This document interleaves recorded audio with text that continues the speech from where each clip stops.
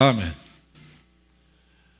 Hemos venido estudiando el Evangelio según San Juan, verso por verso, desde el capítulo 1. Hoy llegamos al capítulo 6. Hay algunas cosas aquí que son muy importantes de retomar. Hoy hablaremos sobre el cuarto milagro que Jesús hizo, el cuarto milagro que Juan registró de los muchos milagros que Jesús hizo.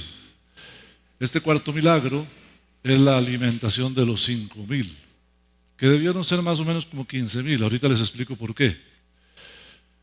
Quiero retomar que el Evangelio según San Juan, según el mismo apóstol Juan escribe al final del Evangelio, está diseñado para que los que lo leen crean en su nombre y creyendo en su nombre tengan vida eterna. Eso es lo que dice el apóstol Juan al final del Evangelio. Juan toma algunos milagros de Jesús, 7 específicamente, y los pone en el Evangelio de Juan para que todo el que lea crea que Jesús es el Cristo y así se salve. Ya vimos el milagro de la conversión del agua en vino en las bodas de Caná. Vimos también cómo Jesús sana al oficial del rey. Luego Jesús sana a un paralítico. Y ahora vemos la alimentación de los 5,000. Sin embargo, hay una diferencia estos 3 milagros anteriores y el que empieza hoy. Bueno, los 2 milagros primeros y el que empezó con la sanidad del paralítico. ¿Cuál es la diferencia? Que Jesús hace el milagro y acto seguido Él da un discurso. De aquí en adelante vamos a ver que el discurso que Jesús da, tanto en la sanidad del paralítico como en los subsiguientes, tiene que ver con golpear la religiosidad del pueblo de Israel. Queridos hermanos ingenieros de sonido, ayúdenme porque me voy a quedar ronco, estoy sin agudos. Y resulta y también si alguien puede traer un poquito de agua sería formidable, porque yo ya he dejado una aquí pero ya no está. ¿Alguien se la llevó? No. Jesús está ahora en plan de demostrar que la religión judía, como se había vivido hasta ese momento, llega a su fin. En cuanto a lo ceremonial, ¿verdad? Y en cuanto a lo sacerdotal. No así en lo moral permanece. Pero ya se elimina, por ejemplo, que hay que hacer una ceremonia cada año para la salvación, para cortarle el cuello a un macho cabrío y rociar la sangre sobre el individuo, sobre la Pascua, sobre todas las ceremonias judías. Jesús estás por encima de ellas.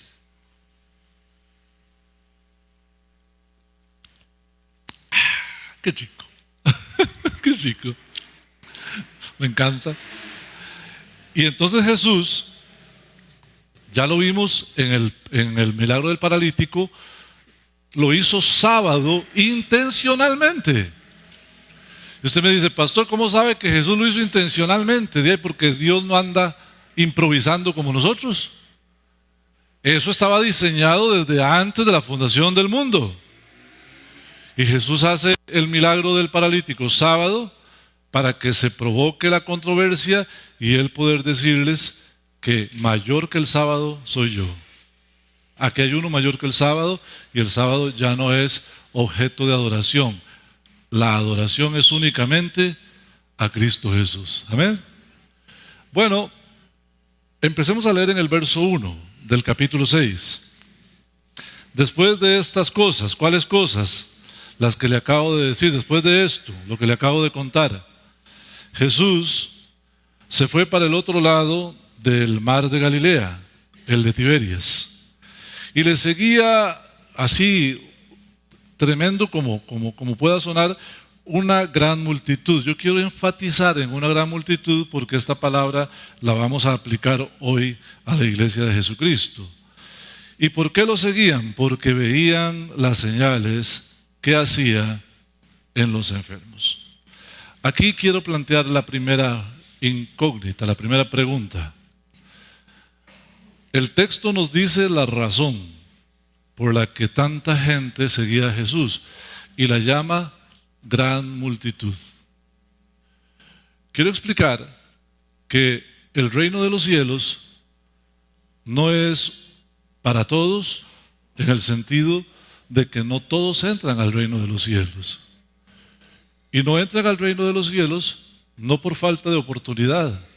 Recuerdan que Jesús dijo: procuren entrar por la puerta estrecha, porque ancha es la puerta y espacioso el camino que lleva ¿a dónde? A la perdición. Y es angosta la puerta y estrecho el camino que lleva ¿a dónde? Y pocos son los que la hallan. ¿Cuántos son los que la hallan? Entonces no eran todos estos. Ni son todos los que usted ve en una mega iglesia. Qué lindas las mega iglesias, a mí me gustan. La de Adrian Rogers me encanta, tiene como 10,000 miembros, Bellevue se llama, y tiene el hermano es un buen predicador, pero de 10,000 personas, ¿cuántas personas serán salvas? Hay que pensarlo. Y la primera pregunta que quiero hacerle a usted es: ¿por qué seguimos a Cristo? ¿Por qué lo sigue usted a Cristo? ¿Lo sigue porque Él lo salvó y es suficiente para que usted viva una vida en comunión con Dios? Voy a explicarlo de nuevo. Nosotros estábamos perdidos en nuestros delitos y pecados, estábamos pero totalmente perdidos. No había para nosotros esperanza, pero Dios amó tanto al mundo que envió a su Hijo unigénito para que todo aquel que en Él crea no se pierda, mas tenga vida eterna. Y nosotros, que estábamos perdidos, creímos en Cristo para salvación, y al creer en Cristo para salvación fuimos salvos. Entonces yo pienso, ¿no es suficiente eso para amar a Cristo y seguirlo el resto de la vida? Voy a preguntártelo de nuevo. ¿No es suficiente eso para amar a Cristo y seguirlo el resto de la vida, pase lo que pase? Es suficiente.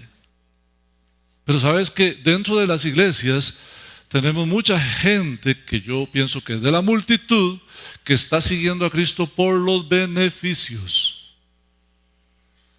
Si yo hago lo correcto, Dios me bendice. Si yo me porto bien, Dios me bendice. Si yo doy bastante plata, Dios me bendice.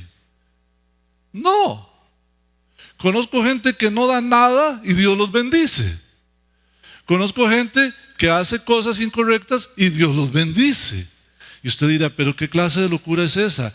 Bueno, es que el plan de Dios para cada persona es diferente. ¿O no tenía el Señor un David que era multimillonario y un Elías que no tenía ni dónde dormir? ¿Cierto? En el reino de los cielos hay ricos y hay pobres. No significa que los ricos agradan más a Dios y los pobres están pobres porque no agradan a Dios. Significa que el plan y la misericordia de Dios con cada uno es diferente. Si usted tiene mucho, alégrese, pero también dése cuenta que mayor es su responsabilidad. Y si usted tiene poco, alégrese y dése cuenta que tiene una gran responsabilidad. La palabra dice, el que tiene poco es pródigo en oraciones, ¿sí o no? ¿Quién ora más, el que tiene poco o el que tiene mucho? El que tiene poco. Y el que tiene mucho, acuérdese también de haga la pulseadita para orar, pero no significa que el que tiene más. Un día me dijo un hermano, dice, es que en aquella iglesia se ve la mano de Dios, el respaldo de Dios, dice. Usted ve aquellos edificios y aquellos altares y aquellas sillas y aquellos equipos de sonido y no sé qué. Le digo, wow, así es como se ve el respaldo de Dios. Me dice, sí, pastor, así se ve. ¿Sabe dónde está el respaldo de Dios? En lo íntimo, en lo privado. No se crea usted que porque usted tiene o no tiene, está bien o está mal. No se preocupe de eso. Preocúpese de su intimidad con Dios, pero hoy quiero preguntarle otra vez, ¿por qué seguimos a Cristo? ¿Por los beneficios o por amor a Él? Y yo le digo, hermano, por amor a Cristo, hay hombres que han estado en catacumbas, encerrados, en cárceles, totalmente azotados y torturados. Pablo y Silas cantaban himnos al Señor estando en el cepo, en la cárcel. Eso es amor. Eso es amor. Aquí está su primer cuestionamiento. Quiero que usted piense, ¿por qué es que usted sigue a Cristo? ¿Por los panes y los peces o por amor a Cristo? Siga leyendo conmigo ahí en el verso 3. Entonces subió Jesús a un monte y se sentó allí con sus discípulos. Note que en la primera parte nos habló de multitud. Ahora nos está hablando de discípulos. Y quiero contarle que hay una tremenda diferencia entre multitud y discípulos. En la iglesia, bueno, en el mundo, hay por lo menos 5 tipos de personas que se relacionan con la iglesia.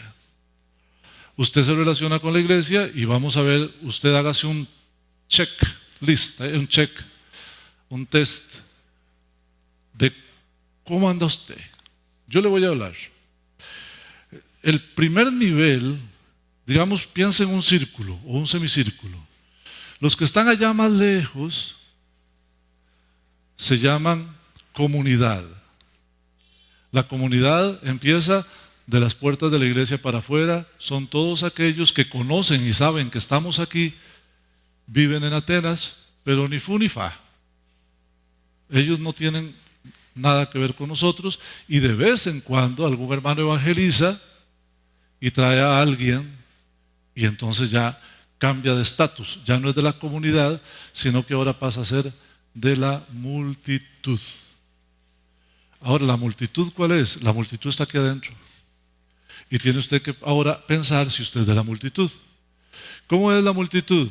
El que no quiere adquirir ningún compromiso. Nada.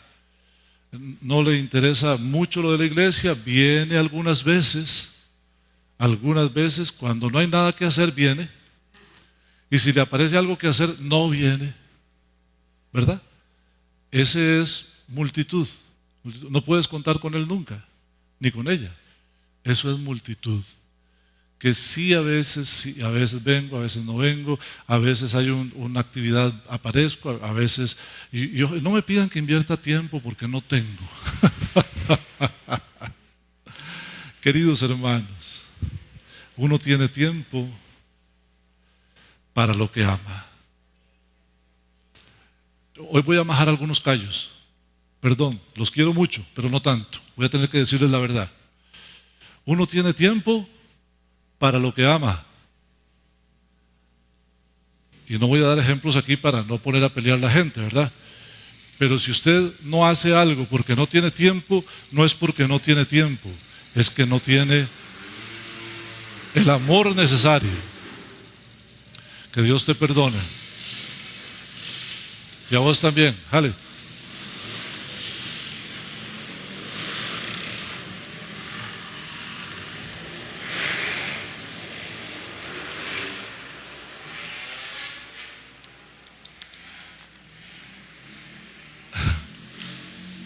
Qué muchachos, ¿verdad?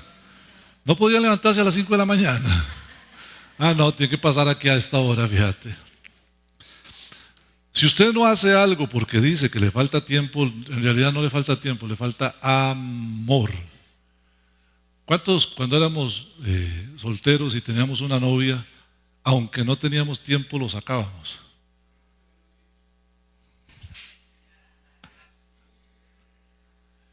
Todo lo que usted ama, usted le invierte, hermano.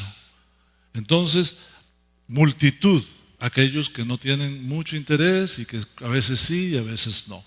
Pasamos a la congregación. Ese es el tercer nivel, el que está más cercano.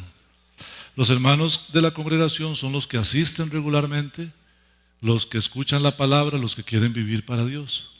Esos son los hermanos de la congregación. Pero luego hay un círculo más pequeñito, se llama los comprometidos. Y dije que voy a majar unos callitos, ustedes me perdonan. Algunos dicen, ¿cómo se llama? Que yo majo callos con suavidad. Vamos a ver. ¿Quiénes son los comprometidos? Los que oran por la congregación todos los días. Los que ayudan en la congregación en lo que se necesite. Los que dan para la obra del Señor. Los hermanos que sirven a Dios y al mundo. Esos son los comprometidos. Y que siempre quieren instruirse. Siempre están interesados en aprender. Porque uno es discípulo hasta el día que se muera. No deja de ser discípulo. Jamás. Esos son los comprometidos. La pregunta ahora para ustedes es si usted es congregación, ¿verdad? O es del grupito de comprometidos. Y luego hay un grupo más pequeño que se llama núcleo. Ese grupo es de los que están a muerte con la iglesia. Pase lo que pase, están ahí, a la par del pastor, y si vienen las flechas y las balas, se ponen aquí y recibimos las balas todos. Gente con la que usted puede contar siempre. Entonces, no es pecado ser de uno o de otro grupo, no, pero sí hay diferencia. Sí hay diferencia en la vivencia con Cristo. Estos discípulos, Jesús se subió al monte y se sentó, y alrededor estaban ellos. Uy, el diablo no quiere. Como el diablo que no quiere que predique. Jesús se sentó, gracias hermano, y los discípulos se sentaron hacia su alrededor, y para allá estaba la multitud. ¿Dónde quiere estar usted? Ahí a medias con Cristo, tataretas, un día sí, un día no, sigo pecando, me meto en enredos, taca, oro nada, leo la Biblia nada, o quiere estar a los pies del Maestro. Esa es la diferencia. Sigamos leyendo, por favor.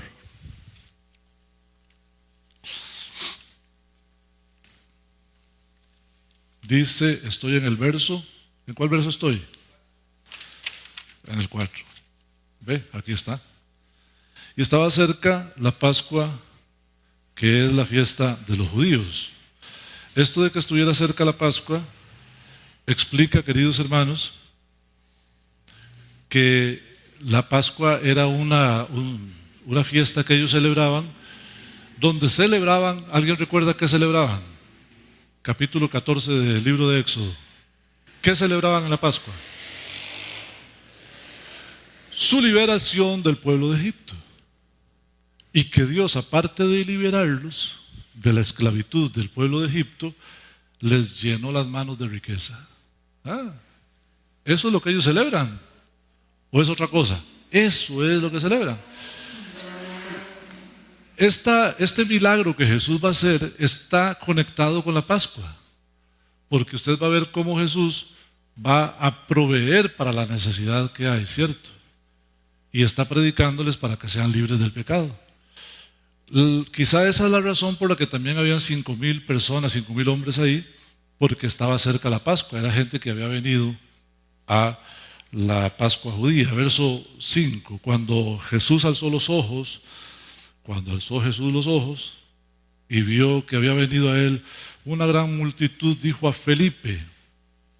Felipe, por cierto, era de Betsaida, estaba ahí cerquita, como decir que Jesús le hubiera escogido al discípulo que era de Atenas, porque sabía el teje y maneje del comercio de Atenas. ¿De dónde compraremos pan para que coman todos estos? Pero esto decía, ¿para qué? Subraya esa palabra en su Biblia. Esto decía para probarle, porque Jesús ya sabía qué había de hacer. Aquí en este punto quiero parar un momentito para empezar a hablar de la fe. Este texto nos habla de fe. Ya el discurso de Jesús lo veremos más adelante, pero este texto nos habla de fe. Jesús le pregunta a Felipe, ¿de dónde compraremos? Jesús lo que está haciendo es confrontando a Felipe con la realidad presente. Muchas veces, querido hermano, el Señor va a hacer esto con usted y conmigo. Él va a ponernos plena conciencia de la realidad presente. Pero no es para atormentarnos. El Señor no es para afligirnos. Dice el texto, esto lo hizo para probarlo. Dios prueba nuestra fe, hermano. Un principio bíblico que usted y yo tenemos que aprender es que Dios prueba nuestra fe. Y Santiago dice en el capítulo 1, tened por sumo gozo cuando os halléis pasando por diversas pruebas. Esto de que el cristiano no le pasa nunca nada y que va a estar en victoria, bendecido y prosperado y todo eso, eso es una falacia. Jesús dijo en San Juan 16:33, en el mundo tendréis aflicción, pero confiad, yo he vencido al mundo. Hermanos queridos, algunos hermanos sufren menos que otros, pero todos sufrimos. Jesús prueba nuestra fe, pero fíjate qué lindo. Él prueba, pero Él ya tiene un plan. Cuando usted está pasando por la prueba, usted piensa que no se va a solucionar, que aquello es una cosa que no tiene remedio, y el Señor dice, ya hay un plan. Ya hay un plan. El texto dice, Jesús lo hizo para probarlo porque Él ya sabía qué había de hacer. Verso 7, Felipe le respondió, 6 meses de salario de un jornalero, 200 denarios, no alcanzaría, no bastarían para que cada uno de ellos comiera un poquito. Uno de sus discípulos, Andrés, que lo vimos en el capítulo 1, creo sí, en el 1, hermano de Simón Pedro, le dijo a Jesús, aquí hay un muchacho que tiene 5 panes de cebada. Por cierto, curioso que fueran de cebada, porque la Pascua judía todos tenían que llevar el diezmo de la cebada, porque en ese momento de la Pascua judía se recogen los frutos de la cebada. El muchacho tenía 5 panes de cebada y 2 pececillos, y él mismo vuelve a decir como Felipe, vas, ¿qué es esto para tantas personas? Hoy voy a sembrar un principio en su mente y en su corazón. Los cálculos humanos no coinciden con los cálculos de Dios. Yo soy un testigo. La condición física que yo tengo se llama síndrome de Marfan. Se supone que los síndromes de Marfan, sin tratamiento, se mueren antes de los 20 años. Con tratamiento pueden llegar a 35. Y aquí estoy yo con 57. La literatura médica, después de muchos estudios y muchos millones de dólares de investigación, llegó a estas conclusiones y Dios dijo, con este no. Y aquí estoy yo. ¿Cuántos dan gloria a Dios? Hasta que se me enchina la piel. Gloria a Dios. Ve. Usted puede ver su alacena y decir, no hay nada. Y solo tengo 50 pesos. Y el Señor dice, tranquilo, eso me alcanza y me sobra y hay vuelto. Y eso fue lo que pasó aquí. Quiero que vea un texto. Isaías 55:9. Como son más altos los cielos que la tierra, así son mis caminos más altos que vuestros caminos y mis pensamientos más altos que vuestros pensamientos. Gloria a Dios. Fíjate cuán lejos. Yo una vez iba en un avión y por un rato no veía nada en el suelo. Yo me asomaba y no veía nada. Y ya después, cuando empezó a bajar, ya empecé a ver Y pregunté que a cuánto estábamos. Estábamos a 2000 metros de altura y se veían las calles de Costa Rica como un hilo. Sí, como un hilo. Pero cuando estábamos a 33,000 pies de altura, usted no veía la tierra. Ahora fíjese, esa es la distancia entre el suelo y el cielo. O sea, tus pensamientos son estos y los de Dios son estos. ¿Cuándo nos daremos cuenta? Que no es por lo que perciben nuestros sentidos, que no es por la realidad que tenemos enfrente que debemos vivir, sino por la palabra de Dios, por la voluntad de Dios. Hermano, puede que usted no vea nada, literal, no vea nada, siga creyendo. Jesús le dijo a Tomás: bienaventurados los que creyeron. ¿Alguien complételo? Sin ver.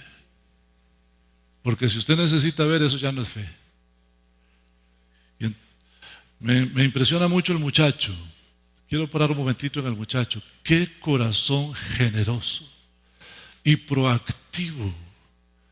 Usted no ha visto cuando en una mesa se van acabando los tamales y el que llegó de último ve la jugada y dice: 2 tamales, 4 personas, no alcanza.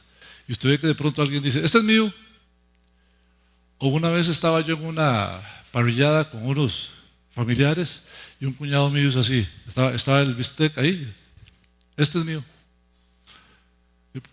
¿Quién se lo va a comer? Así somos los seres humanos. 5,000 personas. ¿Usted se imagina cuántas son 5,000 personas? 5,000 personas. Y el chamaco, la mamá le había puesto panes y unos pececillos. Y yo me imagino un muchacho normal, común y corriente, diciendo: uy, no, voy a ir a esconderme, voy a ir a comer allá para que no me vean. Y este chiquillo no. Este chiquillo fue, y estoy seguro que se arrimó a donde estaba Jesús para dárselos a Jesús. Porque ese es el corazón cristiano. Primero mi Dios, después yo. Primero mi Dios, después yo. Ese es el corazón cristiano. Yo bendigo a Dios por este chiquillo. Ahora Jesús, vea lo que sigue diciendo el verso 11. Entonces Jesús dijo: hagan que se recueste la gente. Y como ahí había mucha hierba, entonces se recostaron como en número de 5,000 varones. Si suponemos que cada varón llevó a su esposa y un hijo, estamos hablando de 15,000 personas. Y entonces Jesús tomó aquellos peces y aquellos panecillos y bendijo, dando gracias por aquello, y se los repartió a sus discípulos, y los discípulos se los repartieron a los que estaban recostados. Asimismo, de los peces todo cuanto querían. Ahí no fue como a veces nosotros decimos: hermana, traigo una olla de arroz con pollo para el día de fin de año. Hermana, eche poquito para que alcance. Los pastores hacemos eso. El Señor dijo: repártanles, que coman lo que quieran, la cantidad que quieran. 5 panes y 2 peces caben en una cosa así. Dele de comer a 20 personas con eso, a 50 personas con eso. Le dio de comer a 5,000 personas con eso. Hay un principio aquí que no quisiera dejar pasar.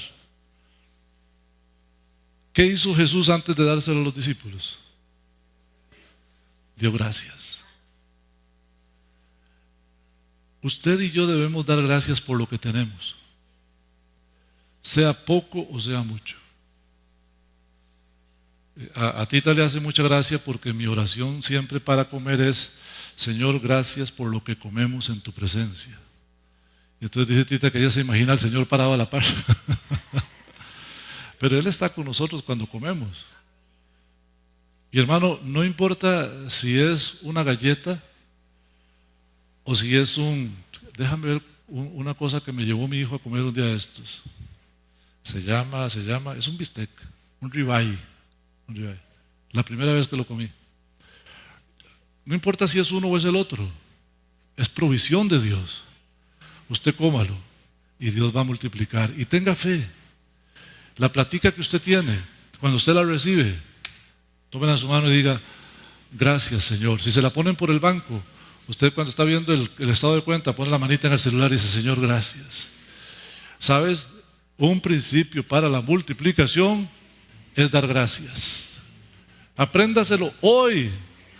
Un principio para la multiplicación es dar gracias. Ese es un principio para la multiplicación.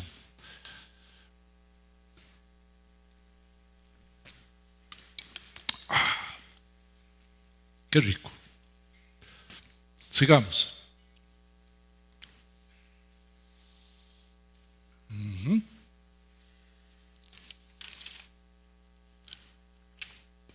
Verso 22. Aquí tengo 122, fíjate. Metí un dedazo cuando estaba escribiéndolo. Y cuando ya se hubieron saciado, fíjate la palabra, saciado. Eso no significa comer un pedacito cada uno. ¿Saciado qué significa? Comió que ya no le cabe. Más o menos, si usted me invita a una parrillada, eso ocurrirá después de unos 8 o 10 gallos. Saciado. Entonces Jesús le dijo a sus discípulos, recoged los pedazos que sobraron para que no se pierda nada. Recogieron pues y llenaron 12 cestas de aquellos pedazos que quedaron después de que todos los demás habían comido. 12 canastas llenas. Yo me pongo a pensar en eso y es tremendo.